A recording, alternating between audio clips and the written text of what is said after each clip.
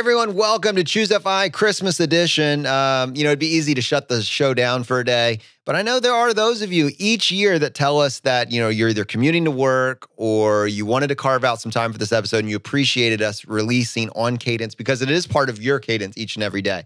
So this show is not for everybody. It is for you. And we are kicking off our Choose FI Win series. And we did a live event where now each year going forward, and maybe you'll actually consider joining us next year or in future years, we open it up to individuals to be able to submit their wins and then come on the show with us and share it in a live capacity. And really goes to the heart of what this show is about. It's about crowdsourcing personal finance, and it is about community. So with that, welcome to the ultimate crowdsource personal finance show. This is Choose FI. All right, Brad. Well, we're going to be kicking off our Win series, and I'm excited to share some of the conversations that we've had. Really, the first year was selfishly just me and you sharing our win, and then we scaled that up and we were able to do some email wins. And then this year, really something special. Yeah, Jonathan, something special. That is about the perfect way to describe it. I think you and I were both taken aback by how just amazing and emotional this event was, right? Like, we've done these year-end wins episodes before, and I've been on record saying, like, this is my favorite episode of the entire year, just when you and I just simply read the emails. But this year, having it as a live event just brought it to the next level. And yeah, I mean, a lot of credit to you. I think this was one of your harebrained ideas that you brought up, and I'm like, oh no, yeah, this might not work. But it went off seamlessly, and it was about, I think we ended up doing it for almost 3 hours.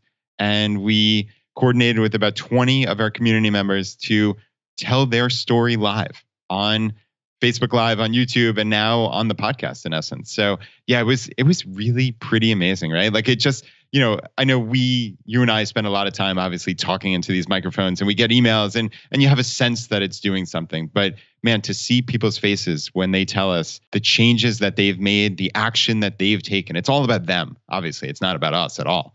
But the action they've taken to make their lives better in just 12 short months in 2020 of all years. Like, it was remarkable. We say, and our community says, that this idea is life-changing, and it is, but if you're just saying it, by itself, it can sound kind of just like a platitude. But what does it mean that it's life-changing? Why is it life-changing? This has been a very tough year, an almost impossible year to win. Just seems like the entire deck has been stacked against you all year long. And yet, many people have persisted. Many people have found a way. And a lot of the strategies that we've talked about have been incredibly helpful, both for people that found this before and were in a place where they had more margin in their life, and also people that were finding it in the middle and were able to use some of the tactics and the strategies to be able to stretch themselves farther than they've ever gone before. These are the tactics. Like, these are tried and true tactics and strategies. And it's not just about your money. It's not just about what investment vehicle you choose to put your money into. It's a strategy for life, for living a better life. And I think that's what we see over the series of conversations that we're going to be sharing.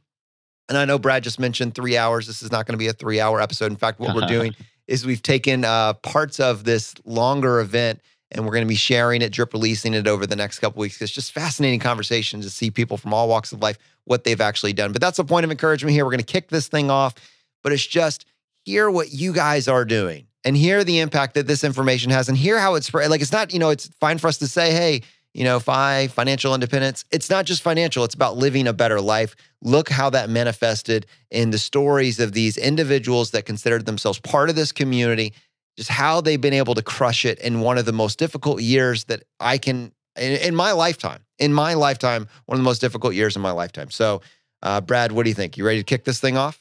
Yeah, let's rock and roll. Part 1 of the end of year wins. Valerie, welcome. Choose FI. Hey, thanks, guys. Appreciate you letting me join you. Oh, this is going to be a lot of fun. So, we're celebrating wins tonight, and you are going to be the first person that we're getting the opportunity to talk to on this wonderful evening. And I guess for our community, why don't we just start? Tell us a little bit about your year. It's been a challenging year by any measure. What has this year meant to you? I mean, I know it's been super challenging for everyone with COVID.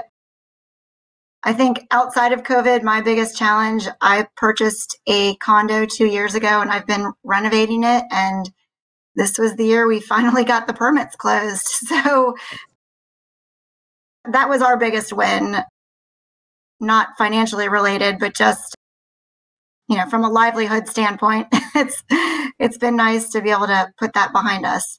Wow. So what does that look like, a 2-year process like that? Well, if you could imagine living in a 2-bedroom apartment that's gutted and doesn't have any running water. So you wake up in the middle of the night and you have to pee, you have to go down to the lobby of your building. Or Lovely. if you want to take a shower, you have to go down to the pool to shower at the pool for 6 months, or go down to the laundry room to brush your teeth. So all right. Oh my goodness. A minor win to be done with that. Yeah. Yep. So I would say, the biggest thing, we're not completely done with the renovations, but done enough so that we could close out the permits, which we needed to do so that we could refinance the mortgage. So, I would have loved to have refinanced the mortgage earlier in the year, but I wasn't able to do it because I had open permits, but finally was able to get the permits closed out. So, refinance the mortgage this year, and that's saving me $466 a month. Wow. So that's a pretty big chunk of change. I was able to pay off my credit cards this year, so that's saving me over $600 a month. So just between those two things, that's over $1,000 a month that I'm able to save. Hold on, can I just stop you real quick? So credit cards, obviously this bedevils so many people. Like, how long did you have credit card debt? Was this like a long-term payoff? Like, talk us through that. No, it was credit card debt to pay towards some of the renovation of the condo. So I didn't have credit card debt prior to the renovation, but I kind of found myself in a scramble to come up with some cash to pay for the renovation. I mean, when you don't have a toilet, you need to come up with some money to pay somebody to put one in. So this is what you call, this is like a live-in flip. That was the idea with this project that you undertook? I'm not trying to flip it. I'm just trying to live in it. So All right. So you've come to the almost to the end of these renovations, and between the refinance and paying down the credit cards, you freed up over $1,000 a month of effectively recurring payments. Yep, absolutely. So I do have some other debt. Again, it's towards paying for the renovation. So all the debt that I have is either the renovation or my mortgage. But I've got a couple other smaller loans that I've got to pay off for the renovation. But in total this year, I've paid off $34,000 worth of debt. Nice. So, and again, it was all the monthly payments that I had to make. I also used my tax refund, my bonus from work, and then any money that I would make from side hustles all went towards paying off debt. So pretty excited to get $34,000 paid off this year. Let's see, I also started for the first time and maxed out an HSA. So very excited about that. Because I now have $1,000 freed up, again, most of it will get rolled into paying off the next debt, but I did just increase my 401k contribution from 8% to 11%. Nice. So I haven't even gotten my first paycheck with that new change, so we'll see what that looks like. My goodness. I opened up my first taxable account through M1, so I've got that. I rebalanced my entire portfolio for the first time, so that was pretty exciting for me. I know people don't probably get generally excited to do that, but I'm excited for you. I was super excited to do that. I earned a little over $4,000 this year from side hustles. Most of that was from doing focus groups, and I thought that would go away with COVID, but then they just started doing Zoom focus groups. I do mystery I think shopping. someone right now is probably going to message you and ask you about these focus groups. Like, you can that's just Google focus groups in whatever city you live in. So I see someone in our green room Googling it right now. Like that actually just started happening.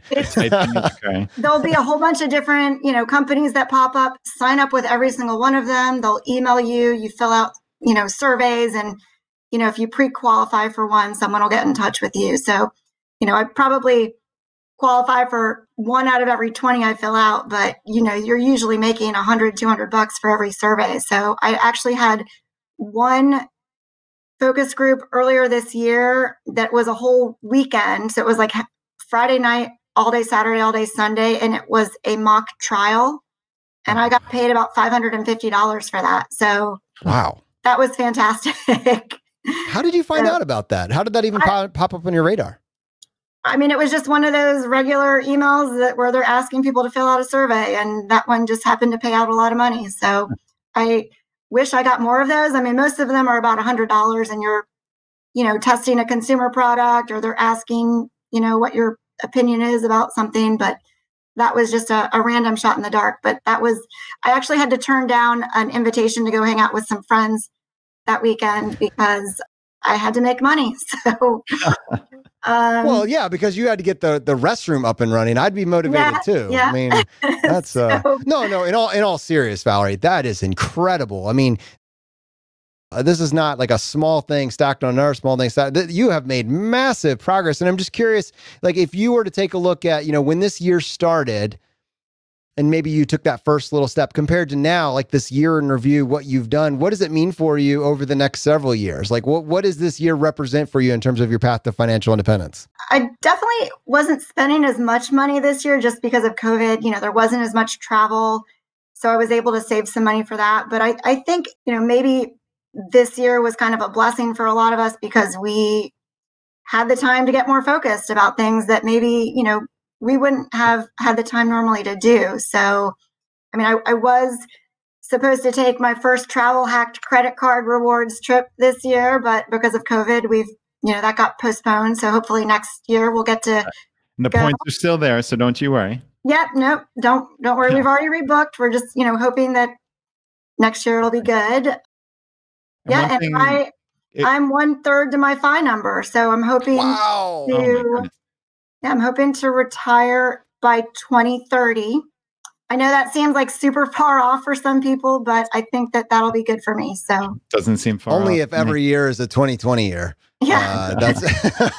And what's amazing is if you think about it, so that $1,000 a month that you're saving, that is basically $300,000 off of your FI number. I think that's one thing that a lot of us lose sight of. We talk about this on the podcast, that for every $100 a month that you can cut out of recurring expenses, that's $30,000 off of your FI number. Because just to do the simple math, right? It's $100 a month times 12 months is $1,200 per year. And we always say just, the 4% rule, right? Times 25, that's $30,000. So you had 10 of those, right? That's $300,000. So that is really, really marvelous. Just congratulations, Valerie. Yeah. No, I mean, thank you guys. I have made my dad, my uncle, my brother, friends, read your book. I've gifted it to them. My dad's in his late 70s and wishes he would have had all of this information decades ago. But, again, no better time than the present to start.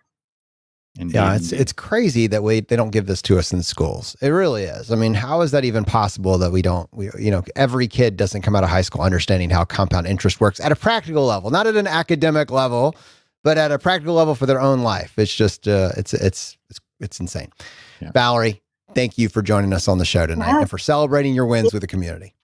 Thanks, guys. Hi, Michelle. Greetings. Excited that you're here with us tonight. Why don't you go ahead and start by sharing a little bit about what this year has meant for your path to financial independence? Sure. So I shared with you guys before, this year kind of happened all at once. I was in a Marriott Googling financial independence while listening to a good old geriatric conference. And I came across The Purple Life, the Fire movie, and then Choose FI. And then I was like, this is what I want to do. And I had to come home and kind of convert my husband, he's wonderful in every way, shape, or form, but he was like, no more. And so I said, how about if you read Choose FI, which I already digested super fast, and then we'll have like a little date night. And so he was like, okay, fine. So he read the book, and then we just started to snowball everything because he said, I never thought that I could retire before 65 or 75. And I thought debt was normal. And we don't really have a lot of debt, or didn't. And now even more don't. So Then we kind of just So you guys always say the 1%. Greg and I, my better half, call it snowballing. So we just started to knock out one thing at a time. And it's been a huge, tremendous year. We're super lucky in that we have some family in this area and that Greg has to. So I always have to work. In the pandemic, I didn't get to stay home. I still have to go to work, and I work as a nurse practitioner at the VA. And I'm a supervisor, and then my supervisor left. So I took over supervising for the state of New Mexico and how we coordinated that. But in the back end, it was Greg and I, for the first time in our marriage, joining finances. Then we maxed out his 401. Then we sold our rental home and we bought a short-term rental. Then we listened to all of the 2s of 5 from first to, the newest one. Oh, wow. Which we bike a lot. So we listen to the podcast while we're biking, and it makes bike riding fun. And then he was like, hey, Jonathan said, we got to make a plan. Like, let's not do this. So we made our plan and we stuck to the plan. We broke up with our financial advisor. And that was fun because he said, oh, you can't really break up with me. And I said, show me the contract. And I got a check for money. I'm sorry, Michelle. I don't want to take you off because you're crushing it. But do you ever see those Seinfeld episodes where George tries to break up and she's like, I don't accept. I do not accept this breakup. Oh, man. And I went immediately to the Princess Bride. I don't think that word means what you think it means. Right, and we love Princess Bride too. So then we opened Vanguard and moved all of our accounts, and the financial planner was like, and I'm like, haha, see you later. No more wasting money on you, sucker. And then tell me a little bit about those fees. I want to dial in there. I know you have more and I don't want to take it away from you, but I think this is really important for people because when you have a guy or a gal or a person that's been helping you, is recommended, it's a friend of the family. I know someone, early on in your career, you got this advice and now you've been with them. You never really understood how they got paid. You never really questioned the model. You just know it's a person. And when you get to a certain wealth or a certain point in your life, you need to have a person help you with your money because you don't get trained in how to do this stuff. So of course you're going to have a person. That's what wealthy people do. And then you're listening to this show and suddenly you're like, oh, maybe I should find out how much this person makes. I didn't think I'd been paying them anything, or I didn't even know how they made money. They just always sent me a Christmas card. Maybe I should find out. And then you go look, walk me through that because you broke up. Yeah. You didn't like the arrangement, the way the table was set. So tell me what you found out when you went and looked. You're on a permanent break. No, so he thought that. So he introduced himself as like, oh well, my fees are $50 a month, and I make this plan for you. And I thought, oh, well, that's good. That's how he's making his money. And there was steps and tiers to the plan. But then my friend V is on, and then I convert a lot of people. And so then you started to see all his things were actually kind of like a used car salesman, which they don't like me anyway, right? And so then Greg and I were looking at the fees, and he would say well, I've decided to move your money to this because it's a more, he'd use terms like it's a sexier, it's a cooler, this one is, a little more rough, but we're going to get more money on the back end. And I'm like, geez, but I'm paying you money to do all this. And I thought I was paying you the $50. And he's like, oh no, that wasn't part of the contract. And I'm like, I don't like this. You didn't sell me something. And I know now, I can just snowball my money and not have to pay all these fees. Nice. So that's how it happened. That's incredible. And you mentioned snowball a couple of times now, actually, and you mentioned it in terms of taking action right at the beginning. And you mentioned a lot of the things that you've done over the year, but what were those first couple of things? So when you and Greg's first decided, okay, we're going to take action, right? Do you remember what those first couple of 1% better things were? So the first thing was joining finances. We used to pay bills and have one joint account. So Greg and I met later in life. I'm a retired Army Nurse Corps officer turned nurse practitioner. He's this amazing geologist who also is an engineer. But I wanted my own stuff. And then we had kids and a house. And I was like, okay, let's be 100% transparent, even though we're kind of thrifty. And that started it. And then I was like, you can max out your 401, listening to these podcasts, it'll decrease our taxable income. And he was like, I don't think we can. And then he did it and was like, oh, that didn't hurt at all. Right. And then we started we were like all over the place. Like, let's pick one thing a week we do, right? And the first goal was to sell the rental home, which sold in one day. We had 10 offers. We took the first one with cash, and then we rolled that over into a short-term rental, and that's doing great. And then I was like, okay, break up with a financial planner. So we did that. We pulled that Band-Aid. Then we opened the Vanguard accounts, and we did that. It was awesome.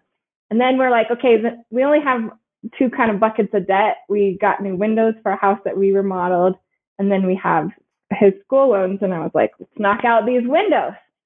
So all the camps that kids couldn't go to, that money that was refunded went to the windows, right? My bonus for the work that I have done at the VA, that went to the windows. Greg's bonus, because he's super wicked smart and handsome, that went to the windows, right? The bonus for being handsome, I like it. Oh, he's super handsome. Those geologists, man, those beauty bonuses, they're just amazing.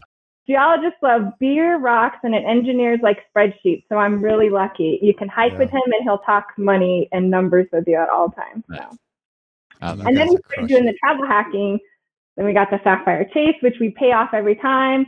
And then I was like, hey, where are we at right now? And I'm like, 42%. That's our favorite number. We joke because we like funny books. Some people don't like books. Was that Hitchhiker's Guide to the Galaxy? We both know it. Come on. You don't have to dance around it, Michelle. Where are my dolphins at? Come on. There you go. Exactly. You need a spoon, a dolphin, and a towel, right? And you can make the road around. And Greg's wonderful because he gets me, right? Like, I've deployed to Iraq and Afghanistan, and I don't need a lot in life. And that's why I love Greg. Like, our first date, I used a coupon, and I was like, split it. And he was like hooked, right? And so, you had me a coupon. Wonderful. Oh, that's amazing. Groupon's connecting the FI community since 2012. Michelle, that's amazing. Thank you so very much for being here. And thanks for sharing all your wins. It's just incredible. I love that one thing a week. I think that's something that's going to stick with me. So thanks for sharing that. And thank you guys. It's changed our year, and you can do a lot, and everyone in the community can do a lot. And on your weekly thing, like, have someone else, everyone in the FI community grab your friends, because I've slowly grabbed all the NPs, and any NP that's new, I'm like, before you do anything, max out the TSP, and then let's work on your one thing. And it's a great thing. So thank you both. Thank you so much. I do have one tiny little question. He told me, Jonathan, you cannot do 12 questions per person. Like, that's I would love to spend an hour with every person. Believe me, Michelle, I'm sure we could have an hour with you. But I do have a tiny one here. So, Michelle, someone's listening to this, and they just have this sneaky feeling that they have lost a lot of money by not understanding how their advisor is making money. It's a huge thing for people. And then 2, once they go research it, they really don't know what the breakup process should look like or how to do it. Like, do you have any, like, let's say your friend comes to you and said, oh yeah, I was using this person and they were screwing me over. Like, any best practices from your perspective on breaking up with an advisor that does not have your best financial interest at heart? Right. So they're going to try to convince you no matter what. They won't understand FI like you are learning it. And so just simply state it, that it's you, not them.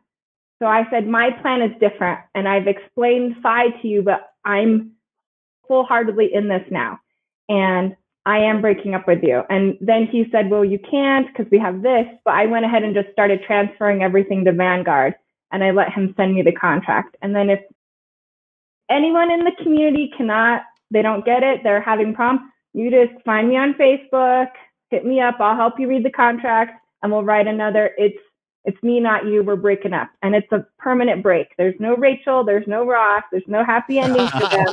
Your happy ending is when you break up and you get the money that they're taking you, $50, every month, and then you're snowballing it. And it'll suck, but we're going to rip that Band-Aid off like a good person should. I love it. Oh, I promise you're paying more than $50. You know that. Michelle, thank you so much for coming on the show. This has been a blast. So up next, we have Chris. So Chris, you're in, and I'm out. Chris, welcome to the show, man. Thank you. Thank you very much. We're excited that you're here. How long have you been following the FI community for? About 2-3 years now. So awesome. It's been Tell great. us a little bit about how you found out about it and kind of what it meant for you to get started. Wow. I think it was Simple Path to Wealth, or it was the Your Money or Your Life. Yeah. Just a great, if there's two books you want on your shelf, it's those two. So, yeah. Agreed. Um, Yeah. Simple Path to Wealth was a game changer for my life, and the stock series before that. But yeah, it's amazing the clarity that it can bring to an otherwise extraordinarily confusing topic, right? That like sometimes your brain just wants to shut down. So yeah, totally feel you with that. Yeah, it was pretty amazing. And for us this year, it's been interesting. The first caller mentioned about the pandemic and how it's affected things, and obviously it's affected everyone. And it's somewhat of an opportunity. I mean, we've saved $15,000 this year. We've been able to max our HSA, max our simple IRA. I'm with a small company, so we have a simple IRA. Just really good gains and really good wins. The biggest thing is just the way the family's working together. We have 2 adult children, and they're getting it, learning a lot. So it's really good. That's cool. So you've introduced the concept of FI to your children as well? Actually, I've been trying to introduce it to about 24 nieces and nephews along with my kids. So Well, go ahead. Well, no, I was going to follow up on that. Obviously, that's a large footprint. I mean, that's a lot of people. And so, what's the context for that? And what's the? I mean, obviously, most of us say this is amazing. I wish I had found out about it 20 years ago. But the next best thing to that is if you can't go back 20 years for yourself, what if you can have an impact on the next generation? So obviously your kids, I think most of us aspire when we have kids to like have, pass this information, get them to get started sooner. But then if you can expand outside of that and you're talking about impact on nieces and nephews, that's massive. It's also challenging. How have you approached that, and what's the reception been? The reception's been very good. A couple of the nephews have reached out and they're like, send me more stuff. So I find websites, I send different articles. I send certainly Choose FI podcasts and articles and such. I have read your book. It was a great book too. And it's funny, I get into a podcast, I start listening and I'm like, I've kind of heard all this already. I don't really need to hear it, but I'm looking for that one little tidbit that I can get, that one little story or that one little thing that I can learn from. One of my nephews has saved quite a bit of money and is doing really well because of that. He's saving 40-50% of his income himself. So doing really well. Well, let's ask this question from Christine to you directly, because it's so pertinent. So you have a lot of people that you've had these conversations with that are not now directly your kids. Obviously with your kids, well, whether they'll listen or not is a different thing, but you're going to say, you need to listen to this. You need to. But you can't really do that with nieces and nephews or even extended family members. So from Christine, how do you know how or when to have that kind of money conversation? The way I actually approached it was through an email initially. I kind of broached it as a, hey, by the way, if you haven't found FI or found, this type of information, it's out there. And here's a start. I recommend, again, Your Money or Your Life, Simple Path to Wealth. Certainly, Mr. Money Mustache's article is a great start. There's a lot of great charts out there that show if you want to retire in a certain amount of age, you got to find that number where you make the salary you make. So does that word retirement, does that mean something to them? Like at that point in time, like you're talking to a 22-year-old or an 18-year-old, a 16-year-old, and you say, hey, you can save in a retirement. Does that connect? Does that concept even, ring true for them? I think it does, on some level, absolutely. I mean, obviously, you get fed the typical, hey, you're going to work till 67, and for years and decades, I've just figured that's what I was going to have to do, and I don't have no desire to go to 67 any longer. It's somewhere in between where I am and there. We'll figure it out. Life is can deal you all kinds of different things, so you never know when it's going to happen. But I've got a plan and hope to hit it. So to answer that question, I would say reach out however you can, and if they don't want to hear it, they'll let you know. And if they do, then they're interested, then they'll respond. Nice. Yeah. So Chris, $15,000 a year you save, and you said, in this year of all years, right? It's been a successful financial year. And I'm curious, were there any changes that you made that you found especially impactful, or like anything that jumps out? Or was it just kind of like steady state, we're keeping with the plan even amidst this uncertainty? Well, one of the things that we did do, like many people, you go out and you buy homeowners and umbrella and car insurance, and you get into this slow boil where the insurance company starts raising your rates, and you're convinced you got a good deal. So finally, I went out and called up Policy Genius, and I saved 50% of our combined annual premiums switching to Policy Genius. Just amazing. It's going to save $400 a month. So wow, it's a lot of money. So was that moving from a whole life to a term? Like, talk me through that, or was it just term to term save that much money? Well, we've got a home, obviously. We have 4 vehicles, insure 4 vehicles, 4 drivers, and then we had a $2 million umbrella. So trying to package all that into one thing, we were able to save about $3,800. Wow, that's remarkable. Yeah, it was really nice. Robert's calling me out here. I'm sorry. Don't get me wrong. I would love to do a full 1-hour interview with everybody too. But I have 18 people that I set up interviews with here. Chris, thanks so much for joining us on the show today, man. Appreciate your time. Thank you very much. It's been great. Take care. All right, Ed, welcome back. By the way, guys, just give Ed a shout out real quick. He's actually been on our show on, I believe, 2 episodes. He is also the director of our nonprofit, the Choosify International Foundation. The foundation has actually a couple things that are in existence in the universe. One is a 6-week Financial Independence 101, completely free for anybody. If you want to learn how to, incorporate these ideas, these lessons into your life, just go to choosify.com/FI101. It will redirect you to the page. Also, there is a completely free financial literacy curriculum, a pre-K through 12, totally free. It's been a work in progress for the last 2 to 3 years. It's got a team that has put an almost incalculable number of hours in putting together, completely free. All of this is possible due to listener support from listeners like yourself, and it is 100% free for anybody that wants to use it, because financial literacy should be taught at every level. It shouldn't be optional. I mean, the cost of inaction, the cost of not having this is decades of your life. So this is just, our attempt to try to make a little bit of impact in the universe, and it would not be possible without your help. More information on that, Ed, how can someone find out about that free pre-K through 12 curriculum? Yeah, everything's on the website, the foundation website, but the easy link will be choosify.com/pre-K12. Or we have a link to the foundation's website in the top nav bar of choosify.com. So any of those ways you can make your way there. So yeah, really, we're talking about, especially with Chris right there, about sharing this message. If you're looking to share this message, really, the FI 101 or the pre-K through 12 curriculum, those are 2 wonderful ways. So yeah, good stuff. It can actually say, like, I know we have a lot of teachers in our audience. We have a lot of administrators in our audience. And let me just put this out there. This was designed even before COVID with kind of a mixed model education in mind. It works. It scales perfectly for Zoom classes. It scales perfectly for large groups.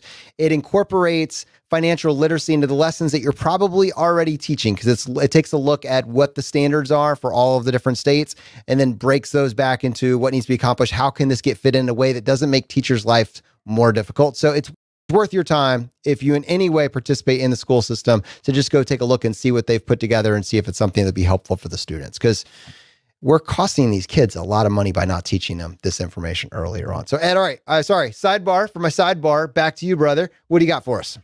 Well, up next we got Lauren. Lauren is ready to come in, and I'm going to get her in the show, and I'm going to hop out. Nice. Thanks, Samson. Welcome, Lauren. Lauren, welcome to Choosify. Hi, guys. Thank you for having me. Thanks. Absolutely. Why don't you catch us up on a little bit about your year? It's been a pretty amazing year based on what I've seen. Yeah. So I found you guys in late August. So I'm a super late bloomer. I'm currently on episode 61R. So I have a lot to catch up on. So you started back at 1 and you're all the way up to 61R already? That's not bad. Wow. Yeah. There's a lot of episodes now. I remember like back in the day, it was like, all right, we're on episode 80. It'd probably be worth your time to go all the way back and just listen to the beginning. Now it's like episode 400. And I'm like, I think it's probably still worth your while, but there's a lot of episodes now. Big commitment. Yeah, I know it's going to take a while, but I'm determined. Well, have you gotten value from the first 60 episodes? Why don't you catch us up on what those episodes and this content has meant in your life practically? For sure. So I got a side gig in August being a census worker. So I was able to pay off all of my consumer debt. That was about $7,000. And if anyone has the opportunity, I would say do it. I mean, it comes every 10 years, but all of the additional, Sunday pay, Sunday premium, Saturday, nighttime differential. I mean, it added up to like $1,300 a week, which for me was pretty great. Lauren, can I ask a quick question? So would you have taken that job or that side hustle if you hadn't found the podcast? No, totally not. I wouldn't have looked. I mean, my coworker had just happened to mention it, but I said, it was super flexible. And I was just focused on, paying off my consumer debt so I could begin investing. So no, and I'm definitely grateful for that. That's cool. That's good. And that's what we always talk about, right? Is taking that action, right? It's all well and good to listen to a podcast or read blogs or read books, but actually just getting up off the couch and taking action. So good for you. And so I interrupted you, so keep going. No worries. So then after the episode with Noah, I learned that I can switch my 403B. So it was in stocks and bonds, and I switched it to VTSAX. My husband and I opened up a joint VTSAX account, and we've been contributing as much as we can into that account. We've reduced all of our monthly recurring bills to as low as they could possibly be. Phone, car insurance, all of that just saved a lot of money per month. Any idea of like a general number there on like when you guys really focused on getting it to as low as they really could be, what did that end up saving you in monthly recurring cost? So my car insurance, it was about, I want to say about $60. It was $187, my car insurance, and it went down to about $132. It was lower than that, but they got back to me that I had an accident.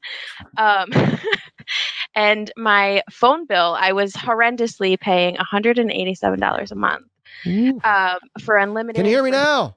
Hear me now. And the sad part is that I really want to change to not being, paying right currently now we pay about $120 a month for 3 of us for unlimited. My husband has family out of the country, and I also live in a rural area. So for my home, we have satellite, which is even more horrendous. So if there's anyone out there that has any hacks for satellite, I would so appreciate it. I'm in the Facebook group. Elon's got to hurry up and get these satellites in the sky so we can stop worrying about this stuff. I'm just saying, like internet. The 3 billion satellites up there. Can we please get some free internet? I don't know. Yeah, I'm hoping that Starlink will come through soon. It's coming. Awesome. So we got about $100 a month savings there. Anything else that I think you mentioned? There were a couple other items that you guys were able to reduce in monthly recurring expenses. Well, a huge one is in July we moved into a home that we are caretakers for. So not only are we upgrading from an apartment where we were, but now we're not paying rent. Wow. Yes. Yeah. So you piqued my interest with the word caretaker. I think it just hit Jonathan with the raised eyebrows there. That's okay. How did you find this? How does one get involved? Is this replicable? Tell us more, obviously. I'm not going to lie. I don't know how to make this totally replicable. My mom works as a cleaning lady for someone who is quite wealthy. And that woman has a house on her property, and she is an older woman. And so we take care of, basically my husband takes care of whatever she needs in the house. And I still kind of find myself confused why we live here. I mean, my mom has worked for her for over 20 years. So I think it might kind of go back to the relationship piece and like always just kind of keeping options open and networking, because it definitely wouldn't have been available to us had my mom not been so stable for her for all of these years. But otherwise, I'm not really quite sure how to make that replicable. No, that's fair. That's fair. But I guess tell us, like, so you live for free, but what is the caretaker? Like, what are your responsibilities? Is there? We did sign a contract. The contract basically says that we can't have any other like people living with us. We, are kind of just there whenever they need something. So if they need, my husband just did some, moved up the Christmas tree stuff from the attic and brought it down for her, putting things out, moving fall flowers when it's, spring or summertime because those are heavy. So kind of doing more of like husband work, I guess, around the house. But I do know that there's some like home share websites that you can kind of possibly tap into where you can be a caretaker. I'm sure just Googling would be great because I think it was mentioned on the podcast sometime before, but yeah, Amy and Tim Rutherford, Jonathan, talked about something home sitting, right? Was what they referred to it as? I think yeah, so. for sure. It is out there. It may not be exactly the same as yours, but it's definitely out there because it sounds like yours is a little bit more of a long term. But imagine that these sorts of like non-replicable things are somewhat replicable in various scenarios. What's interesting about that is the fact that one, you kind of had your eyes open for an opportunity like this, and then you said yes, when it happened. I'm curious, what were you paying for an apartment, prior to this? If you weren't living for free, what would you expect to be paying? In New Jersey, we paid $1,100 for a 1-bedroom apartment where like nothing got fixed if it was broken. They would just like paint the ceiling if like something was leaking. I mean, it was quite sad, but yeah. So it's fair to say that over the last, since you found this show, between the extra side hustle that you brought in, it sounds like you brought in over $4,000 some odd dollars from your side hustle. And then on top of that, you made this move into this facility, which is saving you between the actual rent you're not paying of $1,100 plus some of the recurring monthly expenses that you slash, somewhere between $1,200 to $1,500 additional per month. So from August to now, that's about 4 months. That's about a space of $8 to $9 grand that you've been able to free up just with those two things alone. And with that, you were able to pay off all of your consumer debt. And then that's amazing. Absolutely amazing. What's next for you guys? Like, how do you build on all of your success up to this point? I mean, we're just trying to pump as much money into retirement, into our pre-tax and post-tax accounts. I actually got an old job, asked me to come back, and from Your Money or Your Life, I was like, no, I actually can't do this. Like the second day, I was like, it's just not worth my time. I don't really know if I want to do this. I kind of want to focus on something else. And I mean, just to really save as much as we can. And also, we found out that I'm pregnant. Oh wow! Congrats! Yeah, thank you. Huge win. That's amazing. Yeah, crazy.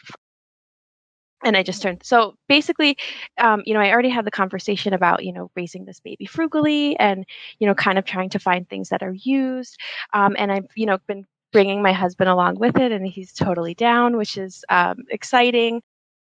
Some things I'm kind of like slowly feeding him, like to kind of not scare him because I am like Jonathan. Where you've already got your eyes on the FI date, like it's there.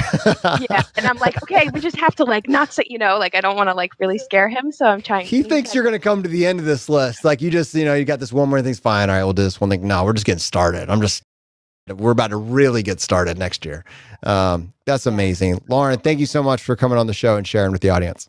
Thank you so much, guys. I mean, it's been legit life-changing, so I just wanted to really say how grateful I am. Thank you.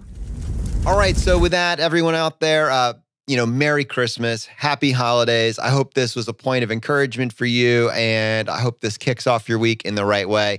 We will check back in on Monday with part 2 in this Win series. So much more to follow. The fire is spreading, my friends. We'll see you next time as we continue to go down the road less traveled.